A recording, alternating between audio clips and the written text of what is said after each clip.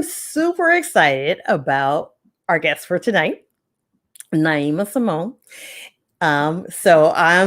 Can't wait to get into not only talking to her, but our topic for tonight. So I can't wait to talk about those sex scenes that she writes, as well as how we can how we can do better as authors and what drives readers crazy. So I have so many questions tonight, so I hope y'all came ready to participate because I have questions for y'all as well as for Naima. So first, let me quickly tell you what's in store for the rest of September. I will be talking to author Adriana Herrera, and we're going to be talking about her latest release as well as social justice in romance and how that can actually give you a more impactful happily ever after. And then the week after that, on Wednesday, September the 23rd, at a special time, 8 p.m., I'm going to be talking about why romance readers actually want to see more romances with older couples, what many people call seasoned romance, or what I call grown folks romance. So despite what publishers might make you think, a lot of readers want to see some older, more mature characters. And so we're going to be talking about that with author Karen Booth, author Cheryl Lister, and Lisa Salvery, who is the founder of Romance in Her Prime, which is a Facebook group. So we're all going to be talking about those older romance couples and why people want to see more of them. So that's all in store for the weeks coming up. To make sure that you don't miss one of those shows, by all means, make sure you hit the subscribe button and the notification bell so you'll be notified of upcoming shows. So let's get into it tonight. Tonight, I am so excited that my guest is a fellow Harlequin Desire author, as well as a fellow author in the Reese Reads Party Room, which is a Facebook group, if you're not familiar with it, where we have lots of fun, lots of parties going on. So, and she is a fellow author there. So I'm so excited because I'm a huge fan of Naima myself. And I'm just so excited. I love her stories. I love her voice. And I know many of you love her too. So I'm super excited to have Naima as my guest today. So please help me welcome Naima Simone. Hi, Naima. Hi. Thank you so much for being here on the show today. Tell people who might not be familiar with you what it is you write and a little bit about yourself as well. Well, why aren't y'all familiar with me? No, okay. I'm not thinking the same thing myself, actually. Well, first, thank you for having me. I am I have to fangirl back. I am such a huge fan. So I just need to get that out there. Thank you. So my name is Naima Simone, and I write sexy contemporaries. I write for Harlequin. I also write for Entangled, and I self-publish too. And I love sexy, emotional, angsty books. I love reading them. Definitely love writing them. So that's me in a nutshell. Oh my goodness. And you are so good at writing them. That is for sure. And it's absolutely like, don't tell me, girl. So congratulations on your new release, Trust Fund Fiancé. Thank you. That's your first contribution to the long-running Texas Cattlemen's Club series, correct? Yes. So surreal. And I know, right? So tell us a little bit about the overall premise of the miniseries. And for anybody who's not familiar with the Texas Cattleman Club books, it's been running forever. Yeah. But each miniseries has like an overarching plot, as well as there being each individual book having their own story. And so, that's why I'm asking about the overall premise of the mini series. Yes, and I'm a longtime fan of the series, so being asked to participate in this was just amazing as an author and a reader. And this miniseries is called Rags to Riches, and it has to do with the Wingate family, very powerful family in Royal, Texas. And there is some sabotage going on with the Wingate family. Their company, Windjet, there's a saboteur who is fixing. Well, okay, I can't give stuff away. Right. That's always the thing with this. It's like you have to balance between. Yeah, I know. I gotta like, okay, hold on. Telling too much. Some things like accidents are happening at the company jet at the jet company. Okay, and employees are being injured, and there are being fixed reports are coming out, and so employees are suing. Drugs are being found on the jets. DA investigations are being launched. Hotels are being sued. Stocks are plummeting. So it's just a huge attack against the Wingate family and their company. And so, of course, they're the heroes and the heroines of the series, so they're innocent. But the whole mystery of the series is finding out who is behind this sabotage and this attack on the family, and why, of course. So, and it's very interesting. And the cool part is, I get to read the whole story Bible, so I know, but it's still fun reading all the books that come out and seeing how each author like really fleshes it out. And so it's really cool to see it fleshed out and see what adds. So that is truly amazing thing about that. And that's one of the things when I first was asked to participate in that continuity, it felt weird. Like I felt like I was writing somebody else's story. And I'm like, right. But really now you once you get into it, you realize that if 5 different people write that story, it's gonna come out differently. It's gonna come out 5 different ways. So you still get a chance to put a lot of your own flavor and voice and stuff in that story, even though you get this like story kind of given to you. So that is something that was amazing to me to discover as well. You even get to twist a little of the backstory. Like I took a little creative license with their backstories. Right. Which was really fun. Love doing that. I know. My favorite thing to do. You're like, yeah, this is what you're gonna have going on. So yeah. It was in one of the series I wrote in, like a side character, like it was a secondary couple in my story who just had like a couple of little minor scenes. Child, I gave her a whole backstory. This was her ex-husband. He was a basketball player, and he left her for this former childhood star. It was like loving basketball. Like I need to be in the headspace to know. Even though that character just has a couple of scenes, I need to know all those things. Yeah, I do too. Absolutely. And it really helped me, like, because you get that synopsis.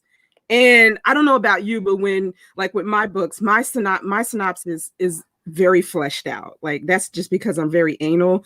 And so mine tends to be longer. And then when you get the synopsis, it's like a little shorter.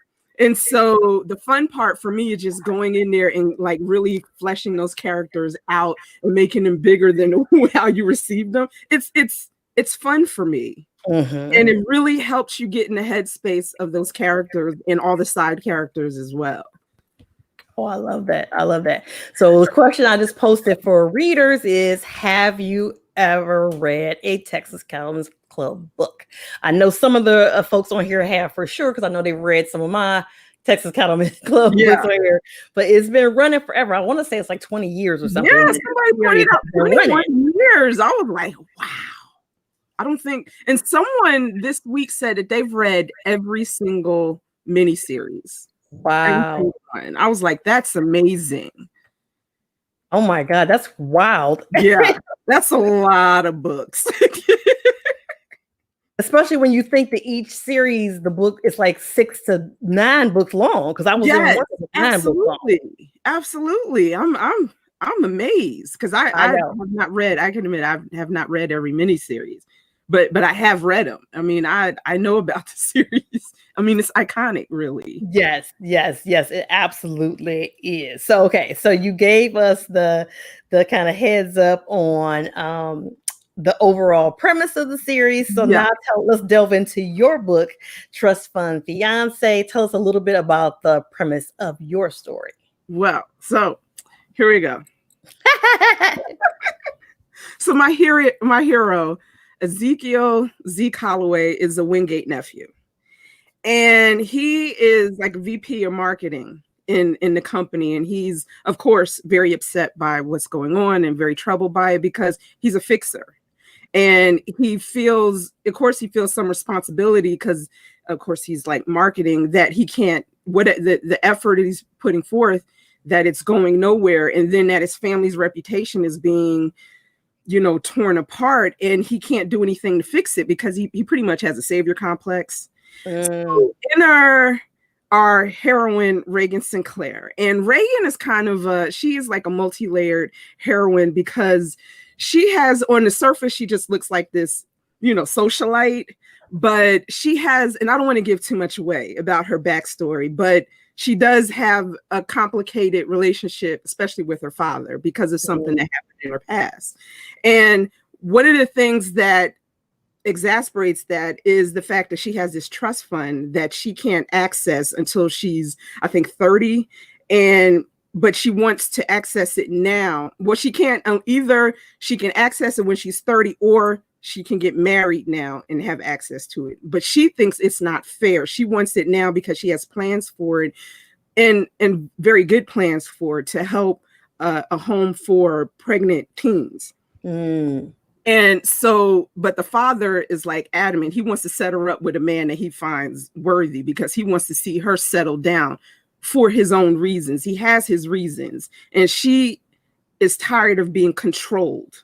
And she's always tried to be the perfect daughter, but she can never be perfect enough to her. She seems like she can't be perfect enough.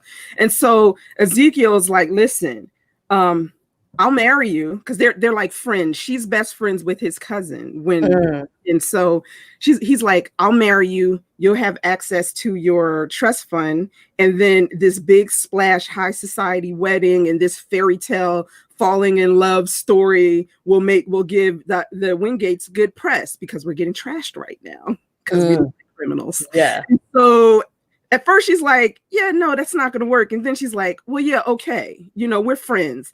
As they always think that we're going into a platonic relationship, we won't fall in love, no sex. Of course, it never is that way. That never quite works out. Never. Okay. There might be some sex on the hood of a car. I'm just I saw that in your one of your promos. I was like, yep, that sounds about right. So it's like a friends to lovers, elopement, and marriage of convenience story. Awesome. And look, remind me to tell you something when we get off the air. About that. Okay, so about sex in the car or marriage of convenience. I'm like, I gotta know all of it. That whole thing. Remind me to tell you something about that when we get off the. Yeah, I don't want to tell too much about something I got coming up, but okay. We'll have a conversation when you get off. So, Harlequin Desire has been killing it with the covers. Yes. And the cover of Trust Fund Fiancé is actually one of my favorite covers. That's not mine. That they have done. And so I'm absolutely loving it. So tell us a little bit about the inspiration for the cover. It's so cute. Well, you know how detailed that art form is. And one of the scenes that I had included was from their engagement party at the Texas Cattlemen's Club. And I described the dress, which was a blue, like sleeveless, strapless, form-fitting dress.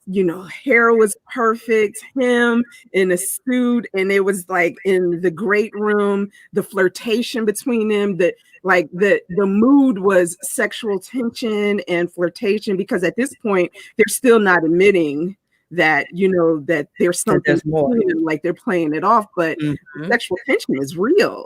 And so I described this scene, and then when I get the cover, I'm like, damn. I know, right? Isn't that amazing? To the sexual tension, to the flirtation, I was in love. Yes. That's how I felt when they did my cover for Savannah Secrets, because that was the first cover I had ever had done. I love that cover. Thank you.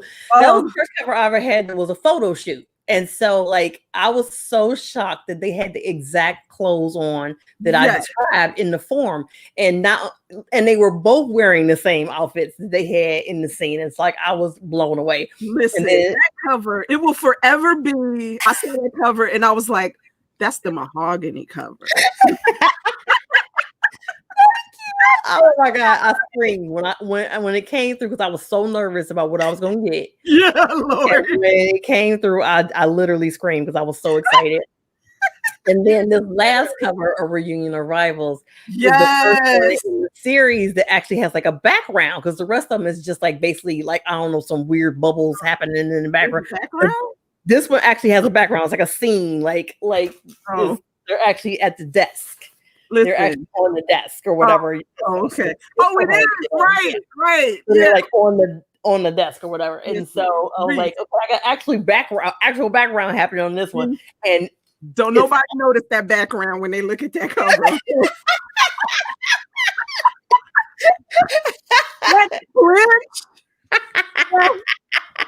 I love it. That almost kiss. That couple. I was so excited that they got that scene. They got the whole feeling of that scene and stuff. Oh my God. I was so excited about that. Yes, cover. I had such cover envy when I saw that. When I saw that, I hadn't gotten when you like when you posted that, I hadn't gotten mine yet for Trust Fund Fiancé, and I was like, if mine don't come through like that. I know, right? Mine ain't like that. I hear you. Oh my God. But I love it. 12 font single essay on why. And well, you look, they did you right. They did you right. They did. They came through. They absolutely came through. So now let's talk about your male protagonist in this story. Tell us a little bit more. You told us that he's a fixer kind of, and what he does. Tell us a little bit more about Ezekiel Holloway and what motivates him as a character.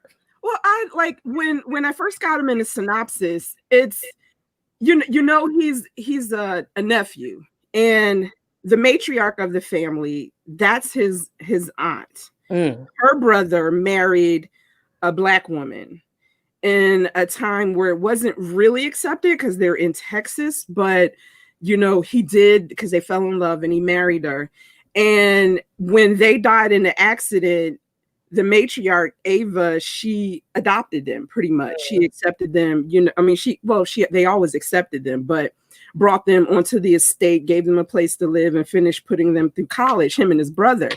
And so to me, and the synopsis really didn't say that, but to me, just using common sense, there's a sense of loyalty that he has to the family. And also he was once engaged. And so losing your parents at such a young age, and then he was once engaged and he lost her, both in accidents that he had no control over. There was nothing he could do. And so he has this thing with control. He needs control in his life. And so he has like this savior complex, and he's a fixer, and he needs to fix things. He needs to save people, and that's his currency. And so that when he sees Reagan and he talks to her, and he convinces himself that he only sees her as his cousin's best friend, and he feels like there's a way that he can help her out when he's feeling so helpless and powerless in his own situation, then he takes that step. And his brother even points it out to him, like, you couldn't save Melissa, who was his fiance, and now you're trying to save her. And he doesn't see the correlation at first, but later on he does. And he has to deal with the fact that there are just some things that are just out of your hands, that are in the hands of fate or whatever, that you can't control. And he has to learn how to deal with that. Yeah. But his automatic reaction to that is like when he comes up against things that he can't control, is to just like grip harder, or try to force it, which gets him in a lot of trouble because he's with a woman who's not going to be controlled. She has her own mind. I love it. I love somebody with, I love, all that kind of backstory and all those things I working do against each too. other. It's so delicious how it works Right? into That's everything. the exact word I was getting ready to say. It's just so delicious, all of that conflict and backstory, Yeah, like everything from the dialogue ambition. to the sexual tension to the interaction with other characters. It just like it permeates everything. Yes. Before I go on to the next question, I wanted to just take a moment to say hello to some of the folks who have said hello to us tonight. Um, Shannon Harper, Vilma Akins, Mama Tony Okay. Robinson, Rhea Alexis. I saw Kathy Douglas just hopped on and said hello and God, she loved your okay. cover. I'm gonna try not to fangirl over her and embarrass her. Oh, okay. Author DL White, just so many people. Thank you all so much for hanging out. And if you have questions Yes. for I'm Naima so or comments, glad. you know, you know what to do. Just drop them in the box, and Please do. we will address them as we have a chance. So then the same question for your heroine. You told us a little bit about us, us a little bit about her already, but tell us a little bit more about Reagan Sinclair So and Reagan what motivates her. she comes from a prominent royal family. She's a socialite. Sorry, And I'm sorry, Mickey Black. I'm sorry. Hey, Mickey. hi, Mickey. Go ahead. And she's a socialite, and that's how most people see her. But she has like hidden depths because she carries a secret, and no one outside of her family knows about this secret that's a part of her backstory.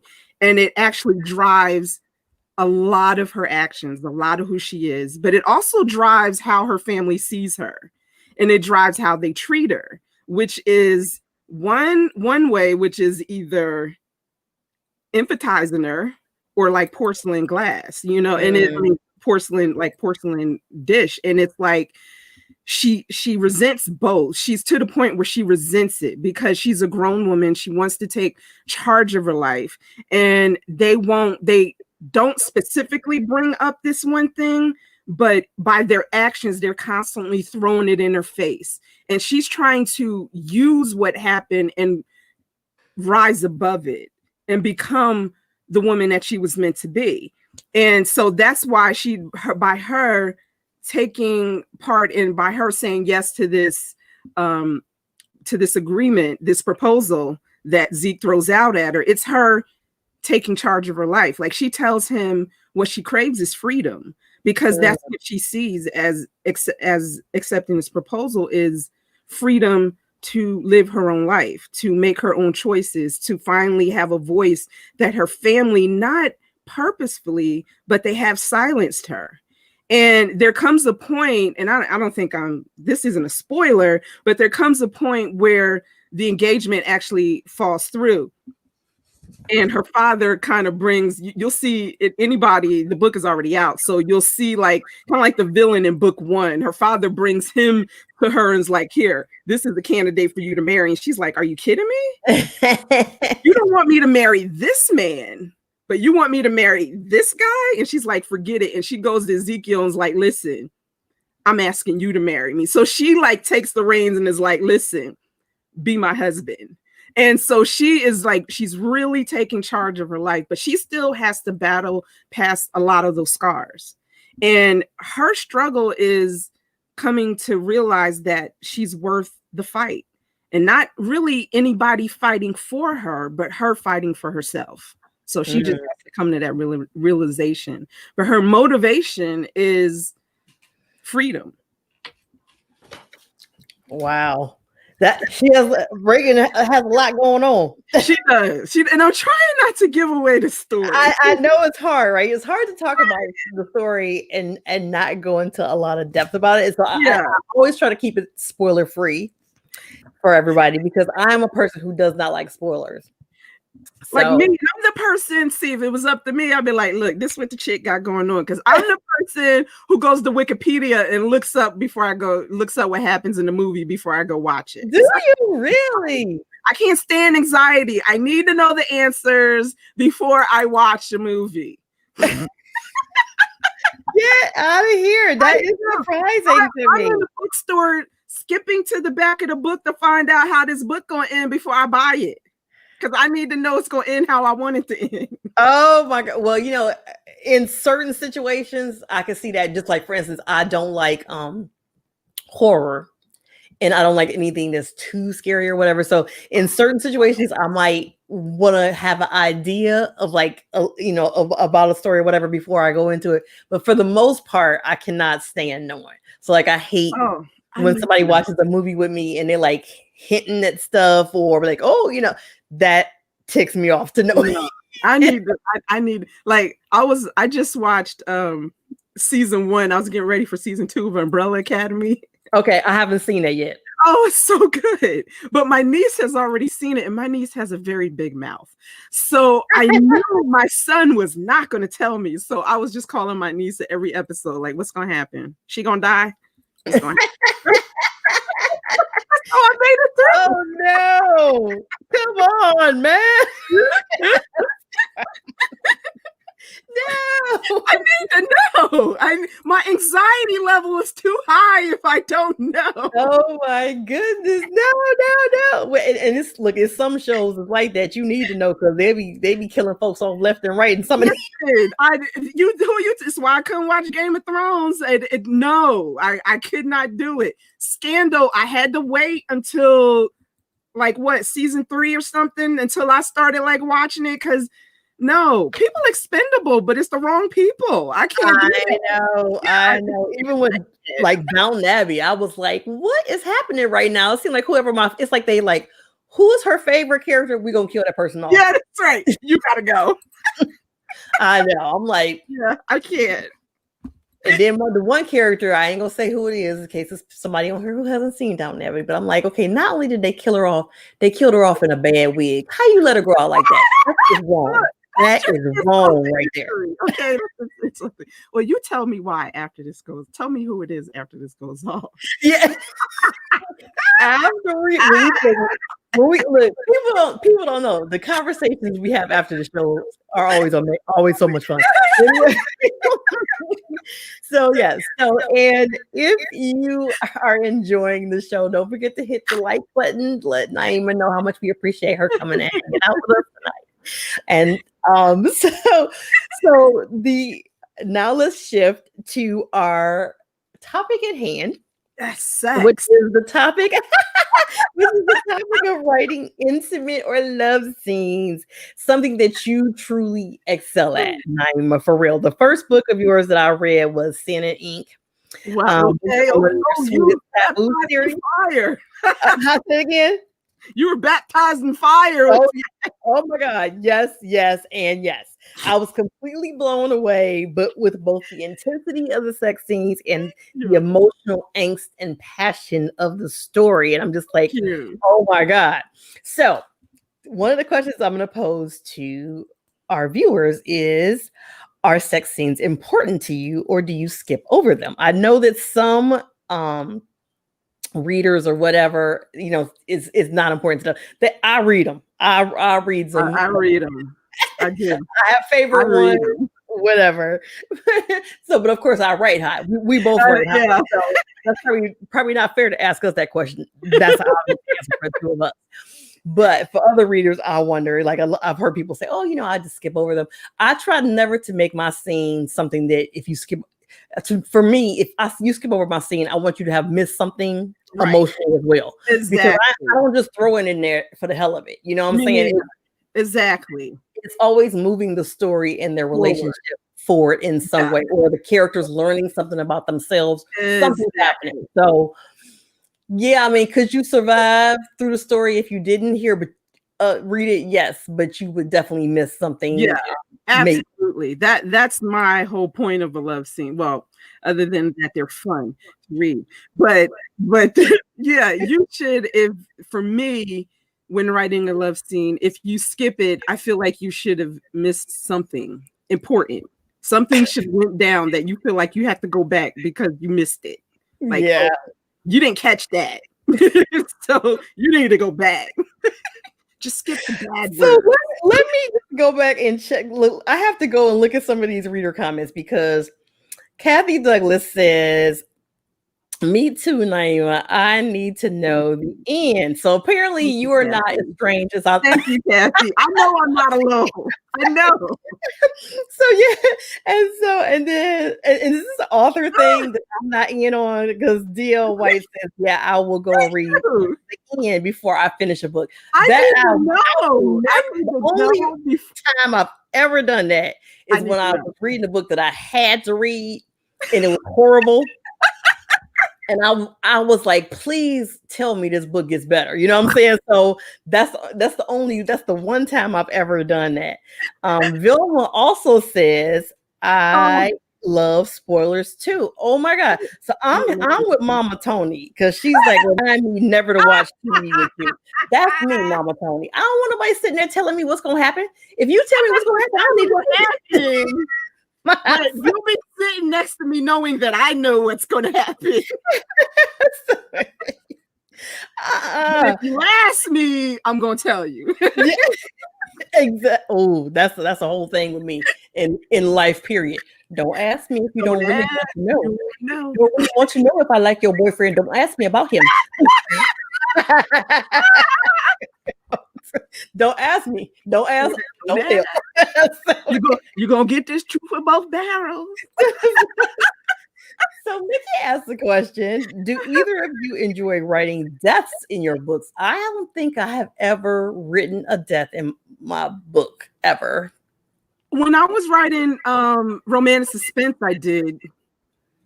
How many romantic suspense books have you written? 6. Oh wow. Okay. Yeah, I had 2 series. One had 4 books and another one had 2.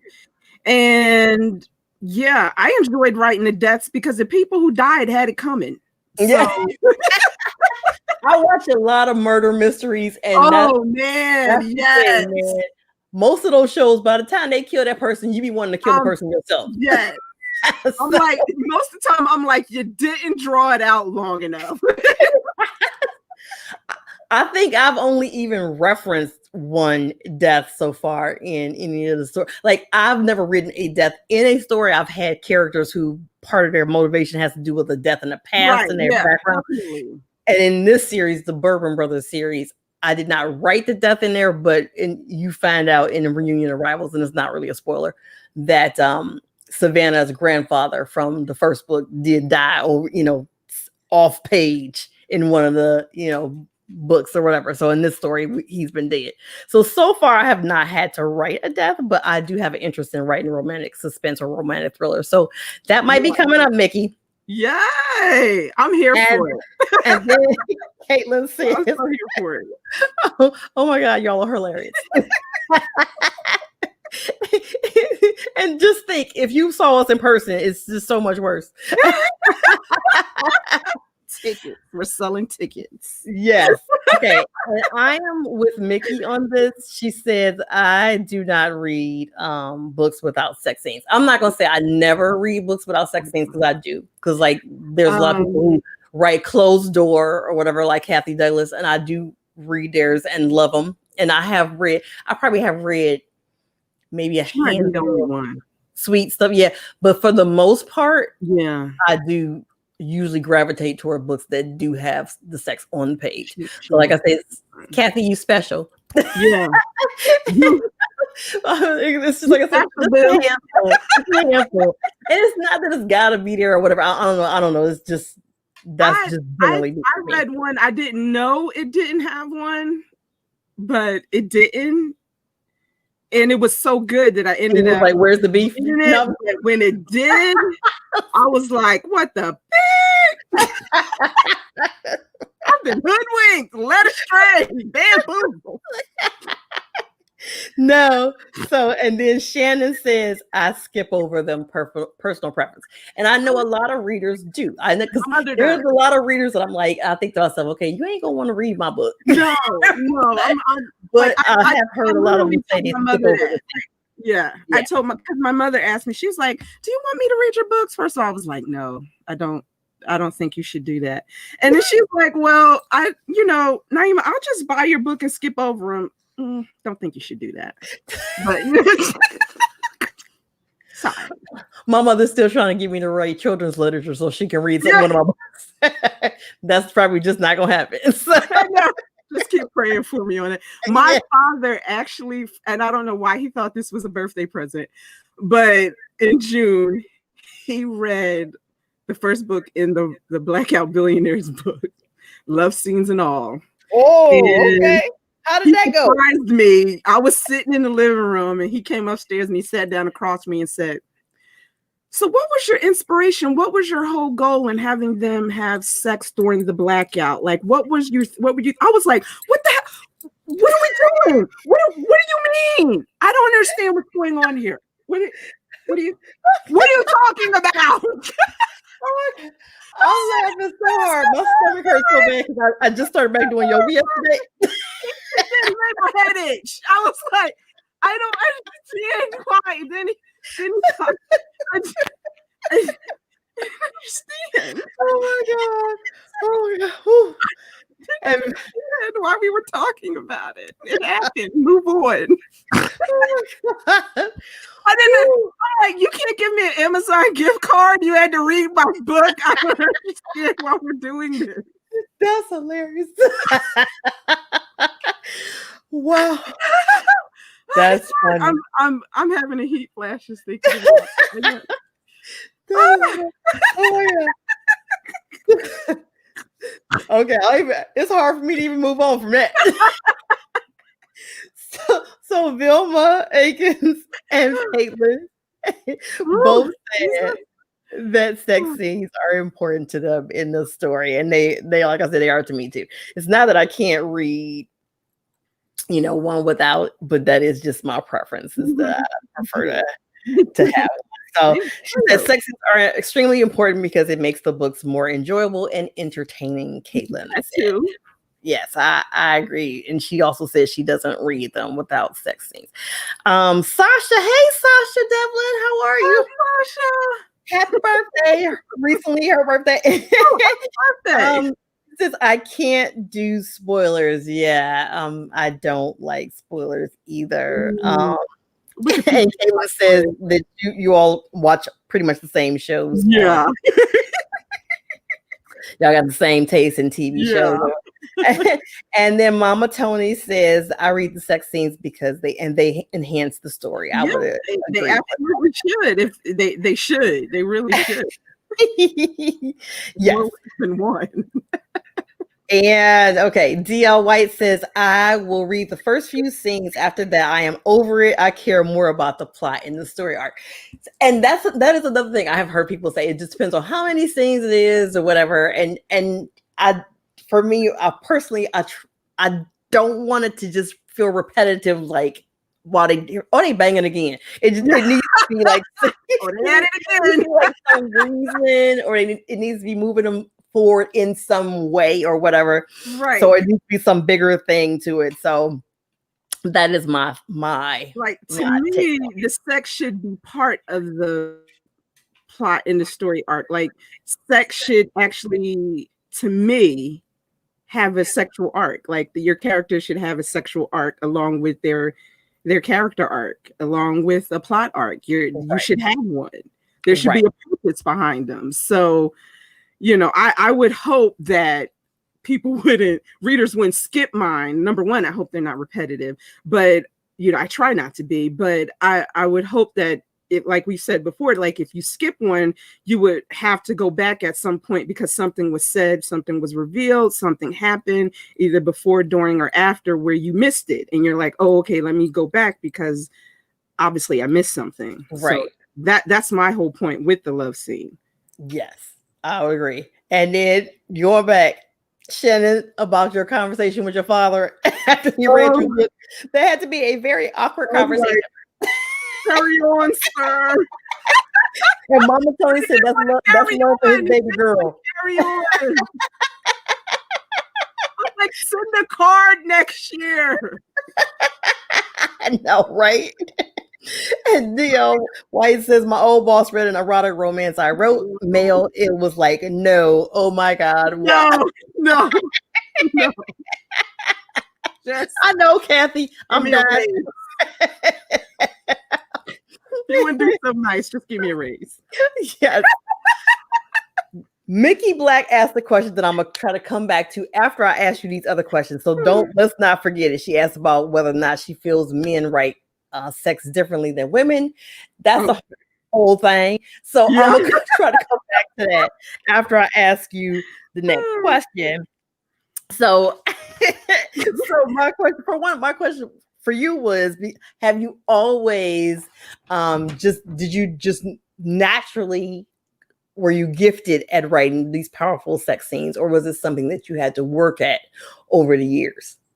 No, I had to get over like I don't want to say squeamishness, because I've always read books with open doors, so but I had to like get over my internal sex editor, I guess, of writing these hot love scenes, because I would like feel almost embarrassed, like using certain words or writing certain positions or using certain dialogue.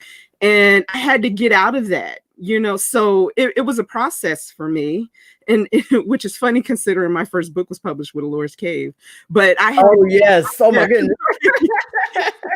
I had to get past that. And it I really had to turn off that inner sex editor and say, listen, if you don't think it's hot, nobody else is going to think it's hot. Or if you're uncomfortable with it, other people are going to be uncomfortable with it. So just write it. Just write what you love to read and get over yourself. And that was a process for me. So I had to come to that point. Yeah, that makes a lot of sense. I totally can get that. So one of the questions I have for the audience is, what are some cringeworthy things you found in sex scenes? Are there things in sex scenes that you come across that like make you go, ew? It could be a type of sex, or it could be certain word usage or whatever. Like some people hate the word moist. Not a fan personally. Are there things like that make you like say like, I'm good? So that's my question to the audience. So while I'm asking them that, the question that I'm asking you, Naima, is what do you think some of the biggest mistakes are that you often see authors do when it comes to writing love scenes? I think the biggest thing is, well, there are two. I can tell, like when I'm reading a book, when an author is not comfortable with writing a love scene, because it comes across, and I'm reading it as, I'm not reading it as an author, I'm reading it as a reader, but it kind of comes across, and I don't know if they're writing it because they think hotter sex sells better, and they're just writing that because they think it'll sell better, but they're not exactly comfortable writing, and they would rather be writing out a less closed door. Yeah, but they think that this is sell better. You can tell, and it feels a little uncomfortable. And I think every author should write what they're comfortable with, because it does come across to the reader. It comes across a little stilted. It comes across as A into slot B into slot C, and it's not as sensual, and it's not as natural. So there's no rule about what heat level you should write, because there's a reader for every heat level, and there's a reader for every book. So just write what you're comfortable at, because you might love Sierra Simone reading Sierra Simone, but you might be Rayanne Thane as far as writing. You know what I mean? It's just that is true. It is. True. Yeah. So you just have to find what you're good at, what you're comfortable at, and kill it. Stop trying to be somebody else because you think it'll sell better. Just write what you're comfortable at. And the second thing is, when an author concentrates so hard on being unique, or writing unique positions, or writing really nasty, dirty talk because they think it's really hot, or just being so out there in order to titillate, that they forget emotion. And a really memorable, hot, well done love scene is one that incorporates emotion, all the senses, it as well as position and dialogue. It incorporates everything. But if you don't put emotion in it, you just have penthouse letters. You know, it's the emotion that makes it, that touches the reader and will make them remember it long after they close the book. Like I can tell you right now, one of my favorite love scenes, and it's not because of the position of the love scene or just like the whole book. And it wasn't because of how many positions. And I swear she found a different position for every love scene. And it had to be like 6 in there. But it was because of the emotion that was attached to every single one of them between those characters. And it's what made them so unique and made the book so damn hot. So I think that's like a big mistake that authors make, is they forget that you're writing a romance, not erotica. If you're writing an erotic romance is the key. And with romance is emotion. You can write, it's like the ratio with sex and emotion can be like 60-40 or 70-30, but it's still emotion, and you have to include it because that's what that's how your characters are connecting, and that's what your readers are connecting to. So I just Vilma said something. This is actually the first time I've ever heard somebody say that. She said she hates the word "eat" when the author is referring to oral. Ugh, it drives me crazy. I don't ever remember using it, but I never thought about not using it. You know, I'm just and like now she has me like thinking because my editor wouldn't let me.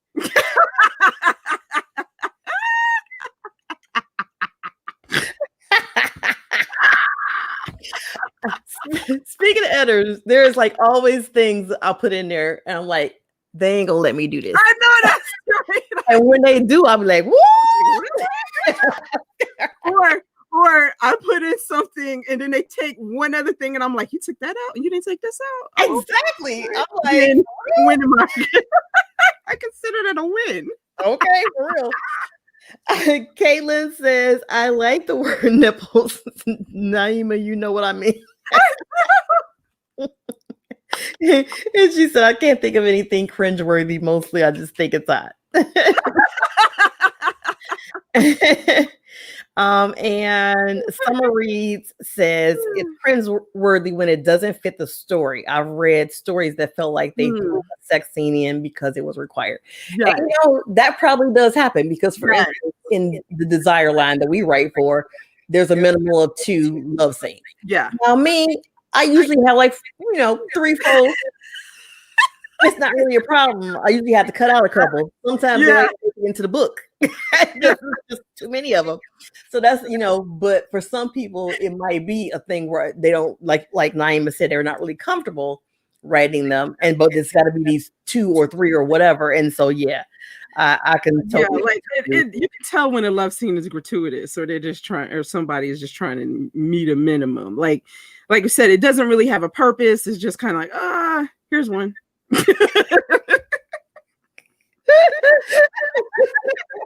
Here we go. They're at it again. Mickey asks, do either of you have an all-time favorite love scene? And I'm gonna be honest, I can't think of one right now that like is my all-time favorite. I feel like I just wrote a lot of them at this point. So I can't really remember. Like, I mean, like in a book, like not my own. One of my favorite books, like I can't even pick a favorite love scene, but just the entire book is Wicked Burn by Beth Carey. Every single scene in that is fantastic. Just like, whew. She does an amazing, that's like one of my favorite books. It's just hot, but like the chemistry between them from the moment they meet is off the charts. And both of them have like this backstory that they bring so much to their love scenes. There's, even while they're together, it's like the backstory is just running in the background. It runs through every interaction that kind of brings this intensity to every interaction. And you wonder when it's just going to snap. And when it does, it's like, damn, how you going to get back together? How are you going to fix this? Ooh, and what was that again? It's Wicked Burn by Beth Carey. Oh, Wicked it's such Burn. a good book. I have not heard it. Okay, Oh, but see, I was late to romance, so it's a lot of books that I still am she's catching up just fantastic with it. She's just fantastic. on. Awesome. Fantastic. Yeah. And then Shannon Harper says, to me, it's not a real romance if the characters are not connected emotionally. I would absolutely agree with that. Yeah. I would agree with that. Because after all, that's what it's all about, right? So the quirky keyboard says, I'm annoyed when the couple have full-on convos during sex. Same. You can string together that many coherent sentences. The second ain't that good. It annoys me. It does. It makes me so out the scene.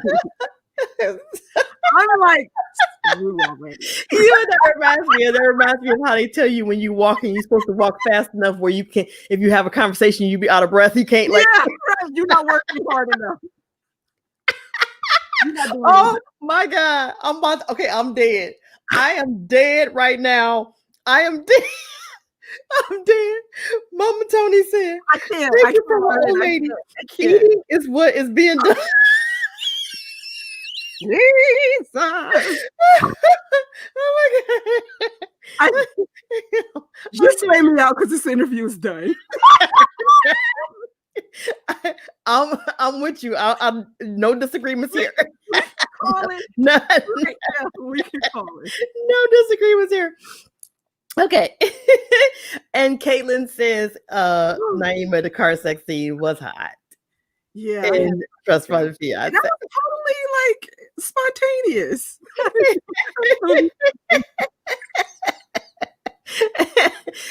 Wait a minute. Author Deal. I was not ready. Author Deal White says, I read a scene that said once he was covered prophylactically. And I was out. I'd have been like this. So like I'm like, and it's so funny, but like some of the stuff I'm like, yeah, I get it. And then some stuff I'm like, I hope I never did that. a friend told me that when she reads that, like the sizzle goes down and settles in the back and the base of the spine, that does not happen. I was like, whoops, happens in my book.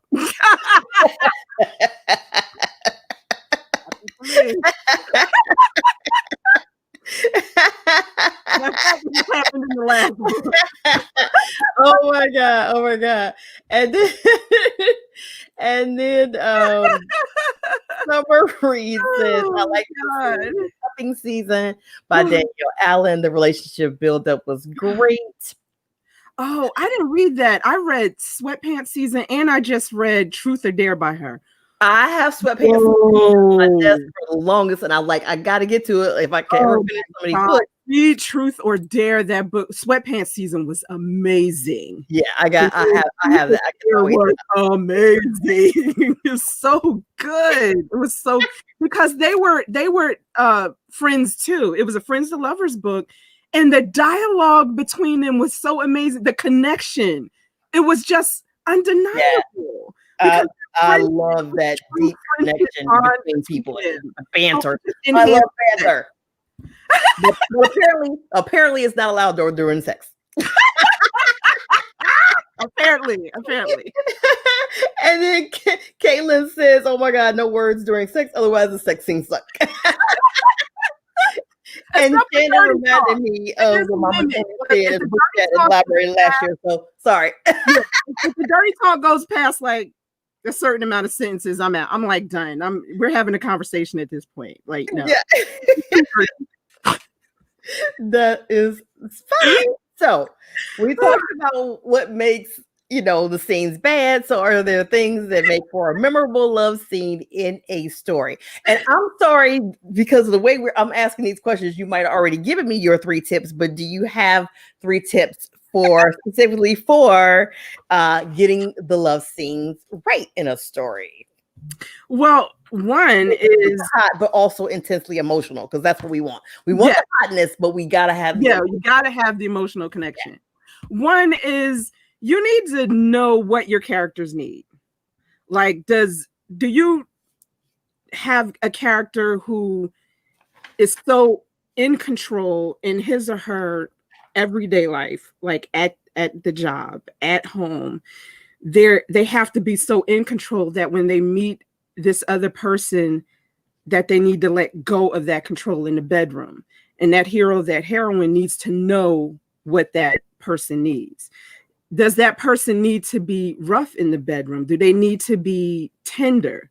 Do they need dirty talk? Do they need no talk at all? You need to know what your hero or your heroine needs, because it determines the tone of your love scene. It also determines the connection between your characters in the bedroom. It determines how they interact. It determines the intensity of it. Do they need humor? Do they need like a little bit of darkness in the bedroom? It will determine everything, but you need to know what to give your character. And it will actually help you write what position. It'll help you write the senses. It'll help you write the emotional connection. It'll help you write dialogue, no dialogue.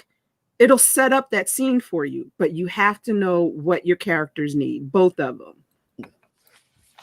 And the second thing is, you need to be able to tell before you write the love scene what changes for both characters or the story before, during, or after. And this is what we talked about.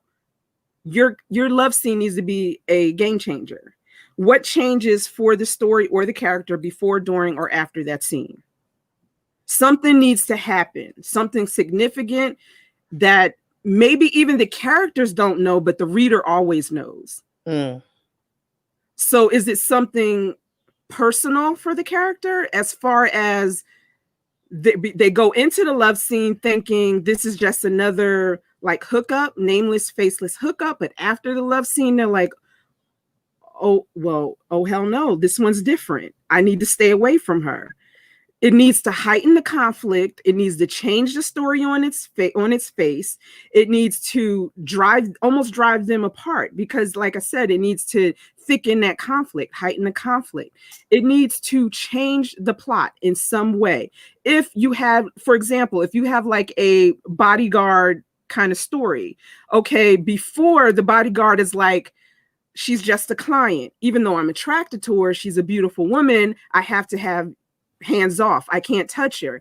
Well, they give in to passion. Now he realizes after sex, I should still stay away from her, but now it's more than a job. I have to protect her at all costs, even if it costs me my job, even if it costs me in my life. The stakes are now higher. So the stakes are now higher in the story. The conflict is higher. He has changed because he realizes she's no longer just a client. And now for her, she realizes she can no longer walk away from him. So a lot changed there with just one love scene. Okay, and number 3. Keep them coming. What is sex, aiding, and abetting? So in other words, what is your character's sexual arc? Like I mentioned that before. You have a character arc, you have a story arc. You should also have a sexual arc. What hindrance does your character or your hero or your heroine need to overcome? And when I say hindrance, I mean, like, do they have a fear of intimacy? Do they have a fear of commitment? Do they have an inability to trust? Did they have some kind of abuse in their past? Like, what kind of hindrance do they have in their story? And it doesn't have to be something as dramatic as abuse. It can be something like self-esteem. It can be something like a sense of low self-worth. It can be, like I said, inability to commit, like a man whore. But of course your backstory is going to give him a motivation. It's going to strengthen why he has this inability to commit, and it needs to be strong, people. It needs to be strong. He can't just be a man whore for no reason. So what is this hindrance that he or she needs to overcome? So that art. And then you're going to, through sex, like I said, sex is going to aid or abet him or her overcoming this hindrance. How are you going to show growth? Are you going to show growth through them opening themselves up to intimacy, open themselves up to emotion where they couldn't show emotion before?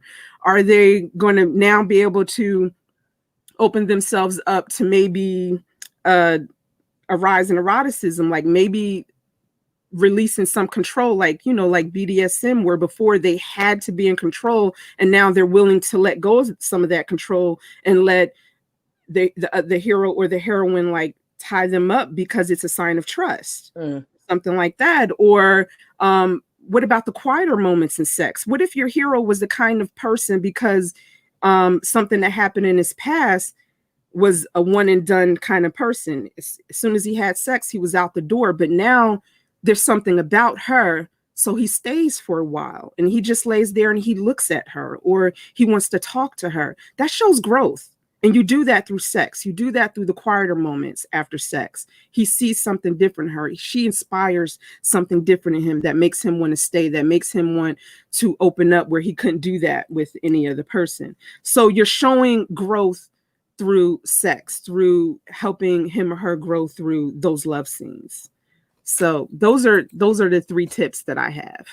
Those are huge and awesome. Thank you so much. So much detail there. And you teach a workshop on I do. Yeah. Anyway, right? So 3 of the things, yeah. So do you have another one scheduled anytime soon?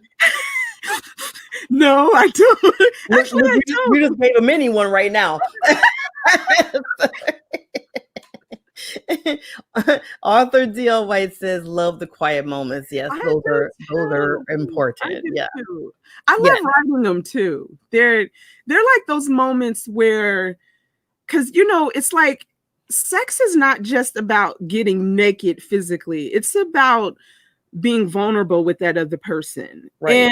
And intimacy is even more so. It's about being vulnerable. It's about being honest in a way that even shedding clothes you can't be. Because for some people, having sex is no big deal. You know, and for some people, having sex is a way of avoiding intimacy. Intimacy is scarier than sex for some people. So for a character to open themselves up to intimacy is showing so much growth, is showing that they're willing to, that this person, something special about this person, is something different about them, and they're touching them in a way that no one else has, that they're willing to try. And of course somebody's going to F up, and then you know they're going to F up, and when but sex is a tool to help them build that trust and to help them take down that wall. If you do it right, it is. And from the emotional part of sex to the practical, Summer Reeds says, "I read a historical where the love scene was after the hero had been traveling by horse all day. Yuck. Please take a bath first." You know he stunk. You know he did. You know, there are some things that I can just ignore, and then there are other things like and this is so personal. This is so personal, okay? I can't stand when characters kiss first thing in the morning. I'm like, morning breath. You know your breath stinks. You know? And I ignore it. I don't take a star away. I don't put a book down for that, but it's in your head. It's in your head. I'll sometimes have a character address that, like, ew, like, yeah, let me brush my teeth first. You know, that is funny. Oh my goodness. So, and then I had promised I was going to go back to Mickey Black's question, I think, about, do you think that men write sex scenes differently than women do? So I'll let you as the guest answer first. Wow, thanks. Mickey's always good for 1 or 2 good questions. It's like, thanks, Mickey. You know, I hate to generalize. I really do. I honestly, I hate to generalize, and I am sure there are men out there that kill it. I just haven't read one. I'm not saying it's bad. I'm not saying it's bad. It's just different. Like, it's just different. But to be fair, I have not read a ton of male romance writers. Okay, so I can't say that I have a large pool to pull from. But there seems the ones that I have read, it's like a lack of emotional connection. I would say it's more concentrated on the physical than rather the emotional connection. But like I said, I don't want to overgeneralize. I have not read a lot of male romance writers. And I want one to surprise me. So don't hate me. Prove me wrong. But I will never forget the boob-breastedly. I will never forget that. I also have a very small pool from which to pull. And to be fair, most of the ones I've read are the scenes that people post on Twitter as like the bad scenes that they write. Like that one recently about, hey, I'm ovulating again. Just that, so that's probably not fair. So we know that there's a smaller percentage of men writing romance in the first place. So here is my challenge that I am putting out there right now. Yes. What is it? I'll take and it. Please share it, y'all. Sure. There's not a ton of men who write romance, but if there are men who write romance and they write sex scenes, well, we would like to know about them. I will read them, and so we can be their biggest champions. Yes. So if you know a male writer, share it, and I will apologize. Yes. So if you know some male writers, and I'm sure, and I look, I'm already saying I know that they're out there. I just don't know who they are. So if you know some male writers who write sex scenes and they write them very well, please post it in the comments either now or if you're watching playback. My words. Put the word out on Twitter because we want to know. Yeah, we want to know. We want to know. We want to know, right? Don't hate me. Ricky said, read Eric Jerome Dickey. I have read him before. I have so long, I cannot remember. Me neither. I read him a long time ago. I haven't read anything of his recently. And I can't think of his name. He used to have the radio show in the afternoon. God, I can't think of his name. And it was like, what was the name of the book? But it wasn't romance. It was something like the Tune-Up Man, the something man. But it was about the guy who came in and hooked the woman up after her husband didn't do the job. So it's like it was a romance. And like I said, there was no emotional connection. I have so many questions. Okay. Michael Baisden wrote a book? Yes, Michael Baisden. Yeah. Okay. Who was the name of that book? Okay, and then Mama Tony said Marcus Major, who no longer writes, was also good at it. Okay, all right. So we got to pick up one by him. Okay. Mickey Black says, I am a male and I write romance. Okay, so listen, give us all right. So there we go. See, you shouldn't have set us up like that. There we go. Give us some recommendations, Mickey. Titles, and we will read. Give us some recommendations, Mickey, because we want them. We want to. I know all men are not writing about breasts like they are, people with minds. And doing things that they can't normally do on their own. So, they got their own stuff. So we want that. I'm out here. I'm your champion. I know y'all are out too. Right that. Send us the title. And Mickey was Maintenance Man, the title of the book. Yes. Maintenance Man. I know that. And Brown Book Series recommendation is Mel Walker. Is that a male who writes romance well? Okay. Yeah, thanks a lot, Mickey, for the setup. Look, every week Mickey be trying to set me up, and I'm always like, yeah, I'm ready for you. I felt like decaying underneath my chair. It was hot. Okay, Mickey says his book, Bed of Lies comes out on Friday on Amazon. So what? there you Congratulations! go. There you go. There you go. Look for Mickey Black, Bed of Lies coming out Birthday. on Amazon. So that's a perfect segue into my next question for you, Naima, and that is what's coming next for you? Well, November, I have Harlequin coming out, and it's the first book in my Billionaires of Boston series. And that's a series about three brothers who find out at the reading of the first brother's the father's will that he has two other brothers he knew nothing about. And they have to stay and work together for 1 year, or the company will be sold off to the highest bidder. So they're forced to stay together and work together. And then in February, I have another book in the new miniseries for the Texas Cattlemen Club, and it's the Heir Apparent series, and it's book 1 in that. And it's called Back in a Texan's Bed. And it's my first secret baby book. Can you believe that? Secret baby book. I know. And I love them. And then at the end of April is my first single title called The Road to Rose Bend with HQN. Nice. So, yeah. Nice. It's some busy months ahead. A lot going on. Oh my God. Yeah. Well, congratulations on all these amazing stories that are coming out to you. Congratulations to all the stuff that you've had this past year.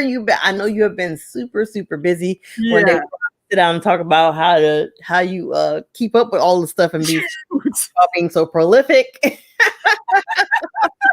Yeah, okay. I wanted to ask you actually. Okay. Basically, just be late a lot and procrastinate a whole lot. So, I already got that down. Like, I already do that. It's crazy. It's just it's nuts. So like, and with the pandemic, it changed everything. My God! I was able to kind of slide with stuff before, and like now it just felt like I was like jello. You know what I'm saying? So, I'm really trying to find a way. I'm actually taking Becca Symes' class right now, trying to figure out how to work better so that I've heard some really great things about that class. I have too, and that's why I finally was like, okay, it's time to invest in this because I need this. So I wanted to take that next year, as a matter of fact. So yeah. Let me know how it is, because when I get done with this, I'm gonna I'll take my first set of tests for the class. So yeah.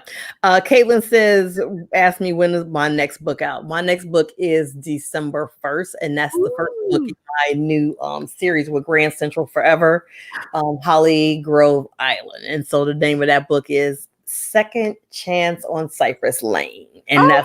Oh, I love that's the cover that's the landscape cover, right? Yeah, the one with the beachy theme. Yep. So like, I'm so excited about that. That's the track cover I think that I've ever had. It is so pretty. Thank you. So that's up for pre-order and it's out. And then I have not told anybody outside of my group about my next Harlequin book because the title tells you everything. Oh, I thought.